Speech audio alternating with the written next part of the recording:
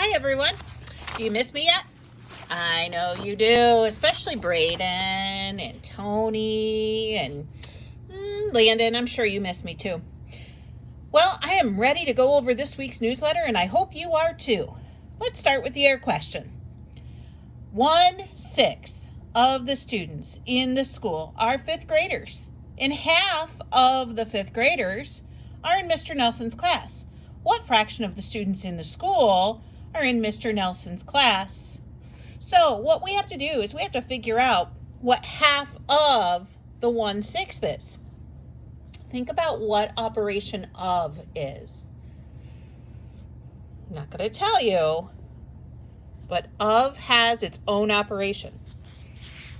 Okay, so then after you have figured that out, it says for a school performance, Mr. Nelson divided his students into 4 equal rows. So you're going to use your answer from part A to figure out what fraction of the students in the school were in the first row. So you're going to take the students in his class and you are going to split them evenly into 4 equal rows. Think about what operation that is. That's our skill this week on spiral. So in order to solve this one, you're going to have to split it into equal rows. Then, what is the fraction of the students in the school who were in the first row? Okay. My next page of the newsletter is order of operations. And you can tell by looking at this one, you've got some pretty complicated questions. If you haven't done so already, please take a moment and fold your grid paper the way we do in class. And I want you to, on the left-hand side of the fold, put a 1, circle it so it doesn't get confused with your problem. And then I would like for you to copy question number 1. Now, because we're not in that beautiful classroom of ours, I'm going to have to improvise by using several different whiteboards here. And you can see in just a second that I had to go across 2. So if you need to open your paper and use both sides for these problems, you can do that if necessary. And again, I just want to remind you that I did put a PDF of grid paper on our class page so that if you need to copy more grid paper, feel free to do that. Okay, so you can see that I have copied this problem here. Let's take a look at this problem because it has all kinds of things in it. So first off, let's go to Josiah. What is the key phrase that goes with order of operations? Starts with a P. Please excuse my dear Aunt Sally. Or PEMDAS. Do we have parentheses, Gannon? Yes, we do. And actually, we have 3 sets of parentheses. So how do you figure out which one goes first? Well, you're going to solve them from left to right. Boys and girls, I can't stress enough, you are not permitted to solve each one of these at the same time. So we're going to underline the very first parenthesis and solve for that one first. 12 minus 6, Ryan, is 6. So we're going to copy on the next line 6 minus, and then you have to copy the rest of the problem. 2 times 1 inside parentheses, and you say that as quantity squared, divided by 2 plus parenthesis 4 plus 8. So we still have not completed all of our parentheses. So now we're going to go back and solve our next set of parentheses. So now we're going to underline that 2 times 1. And we have 6 minus, Kelsey, what is 2 times 1? You are correct. It's 2. And we have to keep that exponent with our answer. So our exponent will be squared. Divided by 2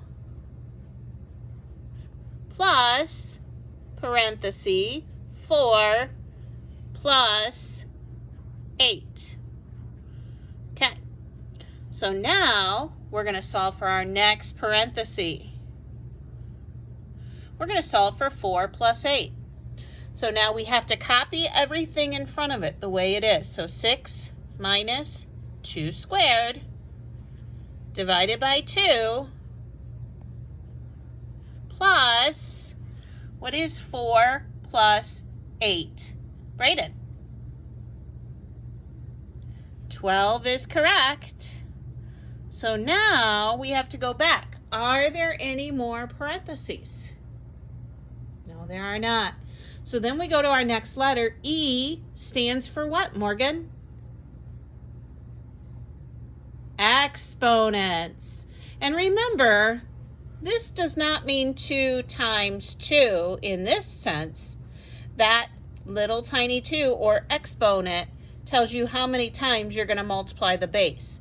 So this particular problem becomes 6 minus parenthesis 2 times 2. That means I have to have 2 of these. Divided by 2 plus 12. So now that I turned this exponent into parentheses, I now have to solve that next. Remember, it's not 2 times 2 this way. This 2 tells you how many of this digit you are going to multiply. So if this was a 3, it would be, if it were 3 squared, it would be 3 times 3, not 3 times 2. That 2 says I'm going to multiply 2 3s, okay? So going back to our problem, we're going to underline 2 times 2. On the next line, we're going to copy 6 minus Mabel. What is 2 times 2? You got it. 4 divided by 2 plus 12. Okay, then I go back through my problem. Do I have any more exponents? Gabriel? Nope, no exponents. So then I go to the next 2 operations. My and dear stand for what 2 operations, Mario? Multiplication and division. Mario, do I have any multiplication and or division? Yep, I do. I have a division problem, so I need to underline 4 divided by 2. On my next line, I start with 6 minus, what is 4 divided by 2? Annie. You're right, it's 2. Plus 12. Do I have any more multiplication or division? I'm sorry, Odette is now currently not showing social distancing. We're going to work on that though, Odie. Okay, so now I don't have any more addition or multiplication. So then I go to my next 2 operations that now have Odie footprints, and we're going to do those in the order that we see them from left to right. So I do have 6 minus 2. I'm going to solve for that. 6 minus 2 is what, Landon? 4 is correct. Keep that plus 12. And in my last line, I'm going to add those 2 numbers together. 4 plus 12 gives me what, Alec? 16 is my final answer. All right, guys.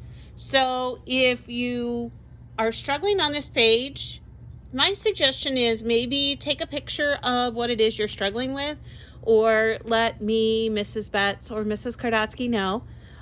See if you can get a chance to at least try one of these problems before we do our Google Meets later this week. I'll try to catch up with you later. Have a great day. Bye.